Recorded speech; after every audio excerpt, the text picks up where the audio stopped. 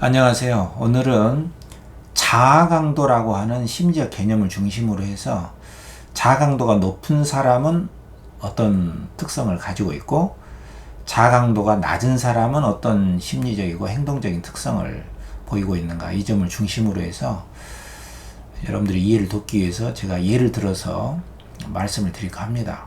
이 자아강도라고 하는 것은 심리 측정의 목표로 설정될 정도로, 말하자면 자아강도를 확인한다. 이걸 확인하기 위해서 심리 측정을 위한 검사를 하고 있을 정도로 굉장히 서구 심리학에서는 매우 중요하게 다뤄지고 있는 개념이거든요. 근데 이 자아강도라는 게 여러분들이 생각하시는 상식적인 생각과 좀 다를 수도 있거든요. 또 자아강도에 대한 허구성도 있습니다. 그래서 오늘 이 시간에 여러분들이 생각하고 계시는 자아강도라는 게 어떤 것인지, 이 점을 중심으로 해서 제가 말씀을 드릴 텐데, 자아초월이라는 개념하고도 좀 대비시켜서 우리가 자아강도를 높여 나갈 것인지, 아니면은 자아를 이 에고를 훌훌 벗어서 해체시키고 그 초월, 자아를 벗어 던지는 것이 과연 옳은 것인지, 이런 문제들도 아울러 짤막하게나마 다뤄보도록 하겠습니다. MMPI 같은 대표적인 심리 검사지잖아요. 거기에 보충 소척도로서 ES, 에고 스트렝스라고 합니다. 그러니까 거기에 50문항으로 이 자아강도를 위한 질문지가 있어요. 조금 이따 제가 보여드릴 텐데 좀 변형시켜서, 거기에 보면은 자아강도라고 하는 것은 말 그대로 이제 자아가 얼마나 탄탄한가. 그러니까 자아강도가 높을수록 좋다는 것이죠. 말하자면은 이제 서구 심리학에서는 이 자아강도를 왜 중요하게 봤냐면은요, 유아기나 청소년기 때부터 자아를 우리가 발달시켜 나가는데, 우리가 가정에만 있다가 이제 학교 사회로 나가게 되면 대인관계가 있지 않습니까? 그래서 자아를 있는 그대로 다 받아주기만 하는 것은 아니잖아요. 그래서 대인관계에서의 그 적응력, 또 자기가 목표한 것을 얼마나 잘 목표치를 설정하고 잘 이뤄 나갈 수 있는가, 이런 그 실천력, 대응력, 또 스트레스가 없을 수는 없는데 스트레스를 얼마나 잘 해석하고 견뎌낼 수 있는가, 이런 것들까지를 자아강도 속에 다 넣어놨어요. 자아강도가 높을수록 견고한 자아상이 확립이 되고, 여러가지 문제 해결력의 측면에서도 잘 풀어나갈 수 있는 실천력, 그리고 이게 현실인가 비현실인가를 검증할 수 있는 현실 검증력까지를 다 포괄해서 에고 스트렝스다, 자아 강도다, 이렇게 굉장히 포괄적으로 묶어놓고 있습니다. 그러니까 우리가 유아기, 청소년기, 성인기를 거치면서 자아가 튼튼하고 견고해서 강한 자아를 갖는 것이 좋다, 이렇게 서구 심리학에서는 일찌감치 규정을 해놓고 있는 셈이죠. 그렇지만 이제 다른 쪽에서 보면은 자아가 이제 견고하다는 것은 내가 남들보다 더 멋지게 보일 수 있고, 남들보다 더 못하지 않고, 이런 경쟁과 어떤 그 자기 과시, 이런 자기 방어적인 특성과도 밀접하게 관련이 되기 때문에 부작용이 있을 수가 있습니다. 그러니까 겉으로 외관상 자기 자아 강도가 굉장히 높은 사람일수록 취약한 자아의 모습을 보이는 그런 그 자아 강도의 허구성이랄까, 한계점, 문제점이 을 아울러 갖고 있는 것이 자아 강도다. 먼저 이 말씀을 드려야 할 것 같습니다. 왜냐하면은 자아 강도가 높은 사람에게서 발견되는 심리적 취약성이 우리가 흔히 발견할 수 있기 때문이거든요. 반면에 이제 자아 강도가 낮은 사람은 자기 표현을 한다든가 자기 주장을 이렇게 섣불리 직설적으로 있는 그대로 꺼내지 못하고 남이 자기를 이해해 주기를 바라는 마음에 그치는 경우가 많아요. 그래서 상대방에게 자기를 잘 이해해 줄 수 있는 말을 내가 어떻게, 그런 말을 어떻게, 나를 이해해 줄 수 있는 말을 그런 단어가 뭘까? 이런 것을 생각하느라고 시간을 많이 보내는 반면에 내 감정, 내 생각, 내 욕구가 어떤 것이고 이걸 잘 알아차림하지 못하기 때문에 자기가 원하는 것을 그대로 즉각적으로 말을 못하는 경우가 있습니다. 자기 표현, 자기 주장이 약한 경우. 그래서 이런 경우 이제 자아 강도가 낮다 이렇게 봅니다. 근데 자아 강도가 낮은 경우에는 이제 문제가 이제 되는 것은 명확하죠. 왜냐하면은 자기 주장이라든가 자기 감정, 자기 욕구를 있는 그대로 표현하지 못하고 처분만 기다리기 때문에 남들에게 무시될 수도 있고 또 경계선 없이 이렇게 침범하는 타인의 그 무리한 행동이라든가 근거 없는 비난 등에 대해서 방어를 못하기 때문에 스트레스에 취약할 수밖에 없고 금방 이렇게 무너질 수가 있단 말이에요. 그래서 서구 심리학에서는 견고한 자, 강한 자를 그래서 강조를 해왔습니다. 근데 문제는 이 강한 자라고 하는 것이 목소리가 높고 또 자기 논리도 있어 보이는데 그 속에는 너무 경직된 자기를 방어하느라고 자기를 합리화하느라고 거기에 드리워진 자기의 참모습을 놓치고 있는 경우가 있어요. 그래서 이게 바로 이제 자아 강도가 높은 경우에 한계점과 문제점이 있다 이렇게 볼 수가 있거든요. 예를 들면 이제 자아 강도가 높은 사람의 특성은 일단은 길고 장황하게 설명하는 특성이 있습니다. 누구에든지 간에 길고 장황하게 자기 감정과 생각과 욕구를 이렇게 설명하는 데에는 나름의 그 목적이 있죠. 그것은 상대방의 생각을 그대로 방치하지 않고 자기가 원하는 대로 상대방이 생각할 수 있도록 길게 설명을 해서 상대방의 생각을 통제하려고 하는 그 의도가 있습니다. 그렇기 때문에 상대방은 상당히 그 부담을 느끼고 자기가 통제되고 있다는 그 압박감을 느끼기 때문에 대인관계가 어긋나기 쉽죠. 그래서 자기 주장이 강한 사람이 상대방에게 배척을 받는 이유가 거기에 있거든요. 근데 이렇게 자기 주장을 장황하게 또 감정을 그냥 있는 그대로 짤막하게 툭툭 던지지를 못하고 내가 왜 이런 감정을 가졌는지 왜 내가 그럴 수밖에 없었는지 이렇게 장황하게 자기 감정과 생각과 욕구를 길게 늘어놓는 그 이면에는 언뜻 보기에는 자아 강도가 굉장히 높고 나름 논리적이고 있고 논리력도 있고 설득력도 있는 것 같은데요. 그 이면에는 사실은 상대방의 신뢰를 받지 못할까봐 하는 불안감이 짙게 드리워져 있는 경우가 있어요. 그리고 버림받지 않을까라고 하는 두려움도 거기에 있기 때문에 그러한 불안과 두려움을 커버하기 위해서 그토록 장황하게 길게 상대방이 자유롭게 생각하지 못하도록 그 틈을 주지 않고 길게 설명하게 되는 이유가 공통적으로 보이는 현상 중에 하나입니다.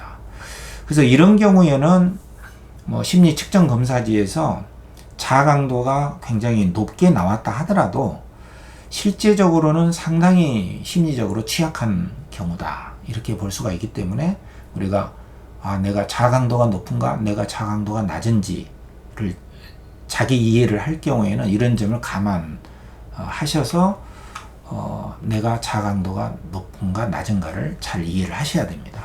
자, 그럼 이와 반면에 자아 강도를 그렇게 높게 평가하지 않는 쪽에 심리학이 있어요. 그것을 이른바 우리가 이제 자아초월 심리학이라고 합니다. 서양의 심리학이 아니라 물론 자아초월 심리학도 이제 서양에서 시작은 됐지만 그 전에 이제 동양의 특히 불교 심리학에서는 자아 강도를 그렇게 강조를 하지 않죠. 아까 예를 들었던 그 자기 감정과 생각과 욕구를 길게 장황하게 설명하려고 하는 그런 경우는 자아 강도로 볼 수는 있겠지만 불교 심리학과 같은 경우에서는 그건 아직과 무지로 봅니다. 그러니까 불교 심리학에서는 뭐 굉장히 많은 항목들을 열거하지 않습니다. 그냥 딱 세 개로 범주화하거든요. 여러분들이 잘 알고 계시는 바와 같이 그 세 개의 범주가 뭐냐? 인간의 성격, 자아가 가지고 있는 심리적 특성을 단칼에 세 가지로 딱 줄이죠. 그게 뭡니까? 그게 바로 탐, 진, 치예요. 탐욕. 뭔가 소유하려고 하고 나다라고 하는, 내세우려고 하는 탐욕. 그 다음에 진은 분노예요. 화죠. 짜증도 포함이 되고 자기 뜻대로 안 되니까 화가 나고, 화를 내도 안 되면 화도 못 내면은 눈물을 흘리죠. 분노가 슬픔으로 변하는 순간도 있고. 그래서 이 두 개, 탐욕과 이 분노는 아집에서 나온다. 그러니까 아라고 하는 것은 자아예요. 에고입니다. 에고를 꽉 쥐고 있다는 거예요. 에고를 놓지 못할수록 탐욕이 많고 또 분노가 많아요. 그래서 화가 많은 사람들은 아집이 많은 사람이다, 이렇게 보면 됩니다. 그리고 치는 이제 무지죠, 무지. 그래서 탐진치로 이 세 개 카테고리 속에 다 우리의 그 심리적인 경향성을 분류를 해버렸다는 굉장히 큰 장점이 있습니다. 그래서 자아 강도를 이야기하지 않죠. 그래서 불교 심리학에서는 오히려 에고를 해체하고 에고에서 벗어나야 된다. 말하자면 자아를 벗어나야지, 자아를 초월해야지 거기에 자유와 행복이 있고, 마음이 일어나게 된 우리의 의식 활동이 에고기 때문에 그 의식들이 색칠하고 거기에 슬퍼하고 분노하고 거기에 집착하고 또 무지에 얽힌 그러한 그 아집과 무지를 일거에 제거해서 그 의식과 마음이 나오기 이전에, 오염되기 이전에, 색칠되기 이전에 본바탕 마음이 있다. 그 본바탕 마음으로, 마음의 본바탕으로 우리가 들어가야 된다. 색칠해진 거니까 지울 수가 있다는 이야기죠. 그래서 마음의 본바탕을 우리가 순수의식, 알아차림의 순수의식 자리라고 합니다. 흑원과도 같고 스크린과도 같고 고요한 일레인 것 같지만 고요한 바다와 같이 오염되지 않은 그 순수한 참나 자리로 우리가 돌아가는 것이 덜 괴롭고 자유롭고 행복한 상태다 해서 불교 심리학에서는 에고로부터 벗어날 것을 강조하기 때문에 뭐 강한 자, 또 견고한 자보다는 열린 자, 경직된 자보다는 유연한 자, 축소된 자보다는 확장된 자, 이렇게 열리고 확장되고 유연한 자로서의 에고를 벗어던진 참나의 에고가 일어나기 이전에 그 자리로 돌아가서 마음을 쉴 수 있을 때 거기에서 창조력도 순간순간 자기를 개발하고 열어나갈 수 있는 힘이 생긴다. 이렇게 보고서 자아 강도보다는 자아 초월 쪽으로 우리의 의식을 훈련해서 명상도 하고 수행도 해서 자기가 가지고 타고난 기질도 또 마음의 성향마저도 훌훌 벗어 던질 수 있는 그 큰 가능성을 열어주고 있는 셈이죠. 그래서 지금 여러분들에게 말씀드린 이 자강도라는 것은 바로 이와 같은 양면성이 있고 한계와 그 모순점도 있다. 이 점을 말씀을 드리고자 하는 겁니다. 그렇지만 뭐 이러한 그 자강도라는 게 아주 굉장히 없어져야 할 건 아니에요. 왜냐면은 예를 들어서 자강도가 낮은 사람들은 아까도 말씀드렸듯이 자기 감정, 자기 생각, 자기 욕구를 표현도 못한다든가 자기 나름의 어떤 논리력도 없다면은 현실적으로 이 대인관계에서 밀려날 수밖에 없어요. 그래서 자강도는 필요합니다. 자강도를 완전히 제가 부정하는 것은 아니고요. 그러나 외관상 자강도가 높다고 보이는 자기 논리력도 있고 목소리도 크고 자기 합리화, 자기 방어도 잘 하지만 그렇다고 해서 그 자강도가 높다고 해서 그것이 진짜로 자유롭고 행복하고 창조적인 자아를 열어나가는 길인가, 그 점에 대해서는 우리가 다시 한번 살펴봐야 된다는 점을 말씀을 드리는 겁니다. 참고로 여러분들이 이해할 수 있도록 제가 화면으로 그 MMPI에서 보충 소촉도 ES, 에고 스트렝스라고 하는 그 항목이 어떻게 되어 있는지를 잠깐만 보여드리고 마무리를 할까 합니다. 자, 여기 보시면은 MMPI 보충 소촉도가 나와 있는데요. 자강도 ES 척도입니다. 에고 스트렝스 자강도가 얼마나 높은가를 묻는 질문지인데요. 이게 자강도의 그 어떤 그 모순점이랄까 한계점을 보여주는 동시에 또 자강도가 어떤 점에서 필요한가 이제 이런 점들을 알 수 있는 질문지거든요. 근데 여기 이제 원문을 그대로 우리가 뭐 할 수는 없으니까 약간 변형된 상태로 몇 개만 예시로 한번 보겠습니다. 질문지는 이런 거예요. 예를 들어서 정서적 안정을 묻는 질문에 나는 자주 긴장해서 안절부절 못한다. 자, 이런 항목이죠. 그럼 여기 이제 뭐 안절부절, 긴장 이런 게 나오니까 요거는 이제 그 마이너스 채점이 들어가는 것이죠. 부정적인 평가죠. 또 사소한 일에도 쉽게 불안해한다. 요것도 마이너스 자강도에 있어서 마이너스를 차지하는 질문지라고 볼 수가 있죠. 감정을 쉽게 조절한다. 요거는 긍정적인 평가를 받을 수 있는 질문지거든요. 또 자기에 대한 믿음을 묻는 질문지로 나는 내 능력을 믿는다. 이런 게 이제 긍정적인 것이고 나는 자주 내 자신이 부족하다고 생각한다. 그럼 자기가 부족하다고 생각하면 이건 부정적으로 채점이 되는 거예요. 이런 점이 이제 모순점이라고 볼 수가 있죠. 왜냐면은 자기가 부족하다는 것을 아는 것이야말로 진정한 알아차림이 될 수가 있거든요. 그래서 그 자리에서 보충해 나갈 수가 있고 또 무엇을 보충해야 하는지를 알아낼 수가 있잖아요. 근데 이런 검사지에서는 이렇게 확실하게 긍정, 부정, 자강도에 있어서 긍정적인 점, 부정적인 점이 이분적인 양분 구도로 이분법적으로 너무 확실하게 이게 나와 있기 때문에 어떻습니까? 자강도를 좀 내세우고 싶은 사람들은 자기 합리화나 방어 기제가 심하잖아요. 그래서 나는 이런 사람이어야 해. 내가 어떤 사람이지? 라고 알아차리는 게 아니라 나는 이런 사람이어야 해. 이러한 자기 방어적이고 자기 합리적인 관점에서 체크를 해 나간다면은 자강도의 허구성에 빠진다는 이야기죠. 이게 너무 명백하게 드러나 있기 때문에. 물론 이제 모든 심리 검사지가 이제 이런 경향이 있어요. 이렇게 이분적으로 단순화한 측면이 있다는 것이죠. 이게 자강도의 허구성입니다. 자, 활력 에너지의 측면에서도 나는 쉽게 지치고 피곤해진다. 이건 마이너스예요. 새로운 일을 시작할 때 의욕이 있다. 이건 플러스죠. 대인관계에서도 나는 사람들과 어울리는 것이 즐겁다. 이것은 긍정적인 요소고 나는 친구들을 사귀는데 어려움이 많다. 뭐 이렇게 어려움이 많다라고 하면 무조건 부정적인 것으로 간주가 돼버리는 것이죠. 서구 심리학이 이런 겁니다. 외관상, 표면적으로 드러난 자아의, 표면적인 자아의 어떠한 그 자기 확신, 자기 긍정, 자기 긍정이 무서운 것일 수도 있어요. 자기 긍정이 파괴적일 수도 있습니다.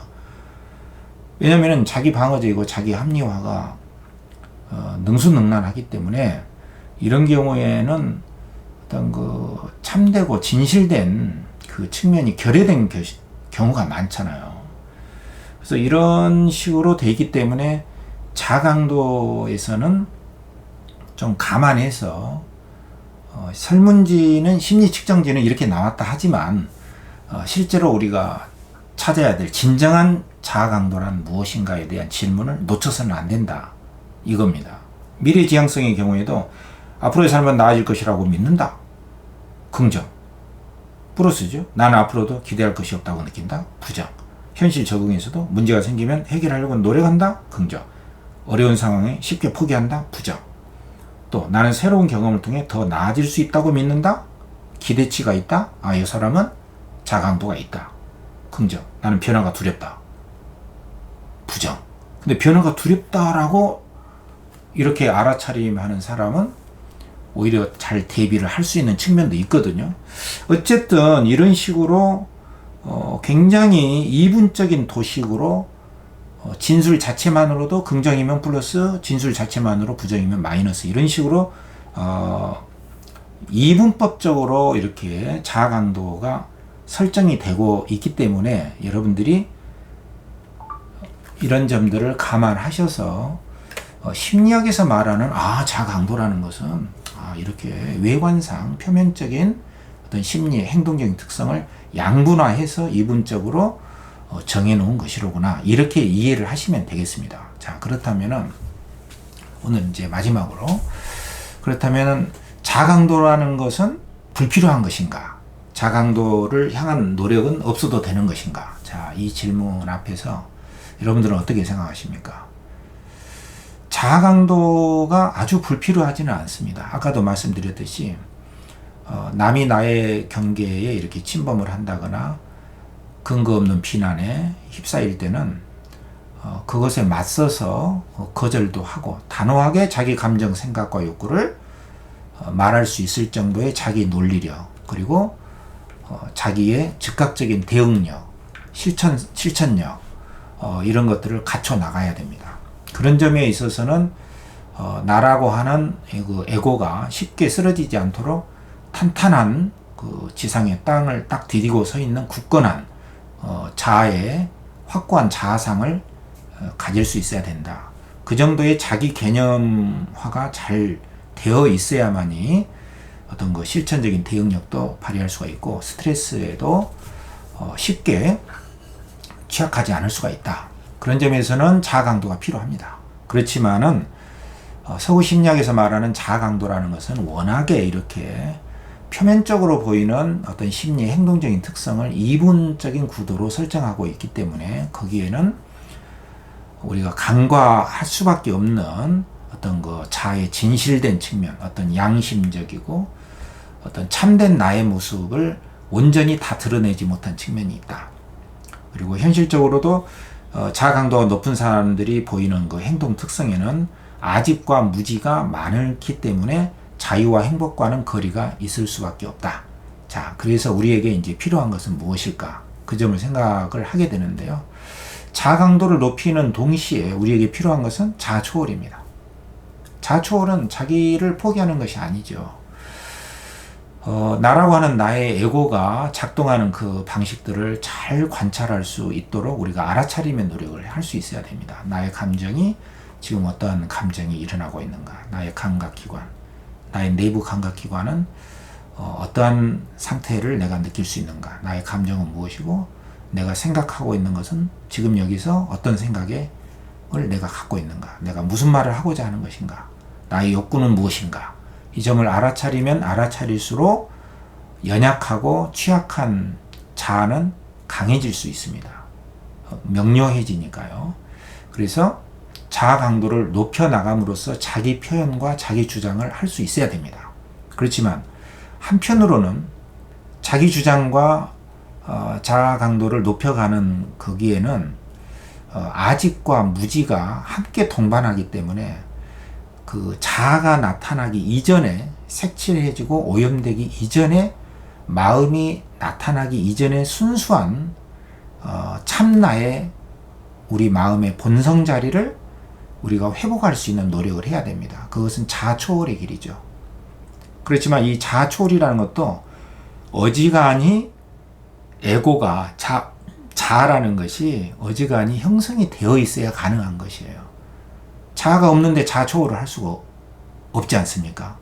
그래서 어느 정도의 자아가 있어야 자아 초월도 할 수 있다는 말씀을 드리면서 우리가 자아 강도를 현실적으로 높여가는 동시에 그 경직된 자아가 너무 강화되지 않도록 아집과 무지로부터 벗어날 수 있는, 그래서 참 나의 순수한 원래 내 마음이 일어나는 그 창조적인 순수한 알아차림의 의식을 회복해야 된다. 그 점을 마지막으로 말씀을 드리고 싶습니다.